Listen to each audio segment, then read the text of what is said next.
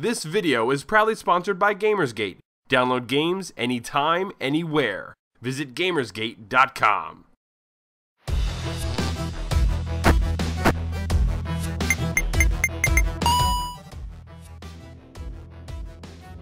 The video game industry has been infected by sequelitis, a disease in which original ideas are spun into franchises, having their quality and creativity diluted by multiple releases and nefarious marketing departments.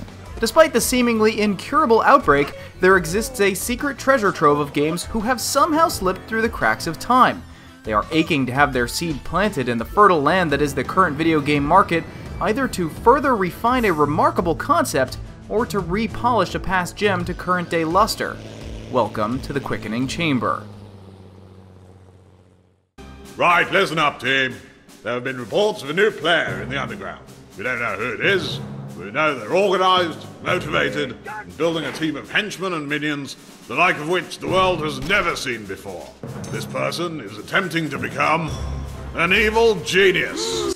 Evil Genius was a real-time strategy game developed by Elixir Studios and published by Sierra Entertainment. It was released in 2004 with the development studio closing its doors only a year later, citing developmental costs and lack of funding. Demis Hassabis, the founder of Elixir Studios, who interestingly is also an AI programmer, neuroscientist, and master chess player, stated in a press release, "It seems that today's games industry no longer has room for small independent developers wanting to work on innovative and original ideas. This was the sole purpose of setting up Elixir, and something we could never compromise on." Hassabis later left the video game industry entirely to pursue his lifelong passion of developing artificial intelligence technology. So, just so we're all on the same page here, the guy who made the video game Evil Genius, a game about taking over the world with an army of henchmen from within a secret mountain stronghold, bitterly left the video game industry to further develop artificial intelligence. Anyone else predicting the end of the world via robot uprising in the near future, or is that just me? Today, the license for Evil Genius IP lies with Rebellion Developments, who are known for Never Dead and Aliens vs. Predator. They've held the IP for over 6 years now. Little hope remains for them developing a sequel, but if they felt like exploring the option, might we suggest Calypso Media to act as publisher? After all, they seem to enjoy this vein of video games, as they are the developers of Tropico and Dungeons. So what's all the fuss about? Why do we so badly want to see a sequel or a reimagining for Evil Genius? For starters, it was a dungeon defense game like Dungeon Keeper. Those are rare enough as it is. In fact, the only recent entries into this strategy subgenre were both released in 2011 with Dungeons and Orcs Must Die. Dungeons failed to satisfy critics and lacked several of the core elements and the personality that makes Evil Genius great. Orcs Must Die is more of an action tower defense game. Neither games have the open Sims-like world that Evil Genius adopted. At the start of Evil Genius, you choose one of 3 available evil personas: Maximilian, Alexis, or Shen Yu. Maximilian is a German billionaire industrialist. He's short, bald, and ill-tempered, similar to Spectre leader Ernst Starvo Blofeld from the James Bond films From Russia with Love, Thunderball, You Live Only Twice, On Her Majesty's Service, Diamonds Are Forever, and For Your Eyes Only. Alexis is a multi-millionaire heiress. Donning an elaborate fur-themed getup, she is the Hollywood archetype of exclusivity and high society. She can most easily be compared to Dodie Smith's iconic villain Cruella de Vil in the Disney film adaptations of the 101 Dalmatians. Finally, there is Shen Yu, the Chinese mystic and triple agent whose loyalty only lies with himself. He's the head of his own criminal empire and visually inspired by Flash Gordon's arch-nemesis, Ming the Merciless.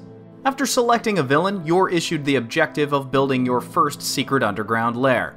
Once you've constructed a barracks for your sycophantic minions, you must then create the Control Room, every evil genius's true sanctuary. The game's ultimate goal is to create a super weapon. From the Control Room, you can send minions out on missions to steal large sums of money, blueprints and parts, and perform acts of infamy across the globe.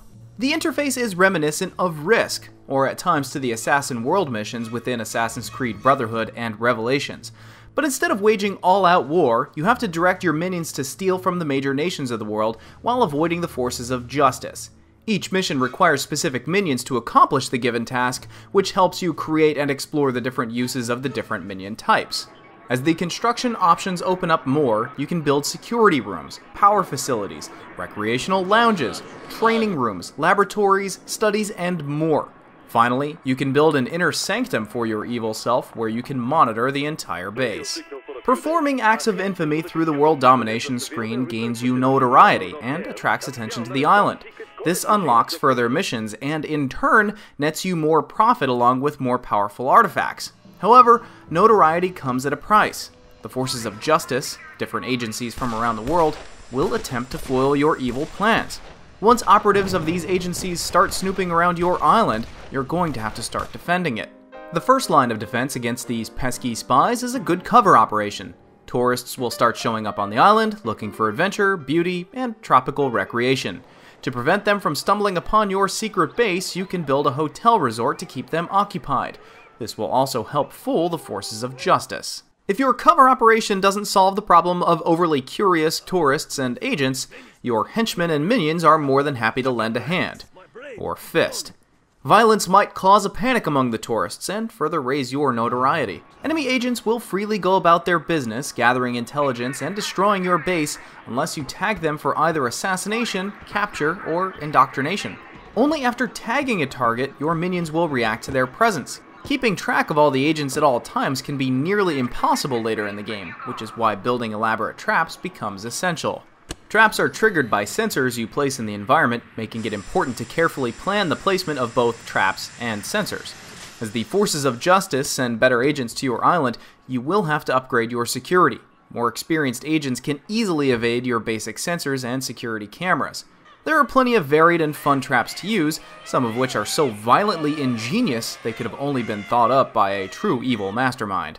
To create your army, you need to educate your drones. Your basic worker minions can undergo training to become specialized in either science, psychology, or combat. These specialized minions can be further trained into martial arts masters, marksmen, politicians, physicists, playboys, and about a dozen other classes essential to aiding in global domination. By first capturing an enemy specialist and interrogating him, the minion performing the interrogation will then use the information learned to transform into the corresponding profession. There are a number of ways to interrogate a subject, some using conventional means, but most are outlandish and hilarious.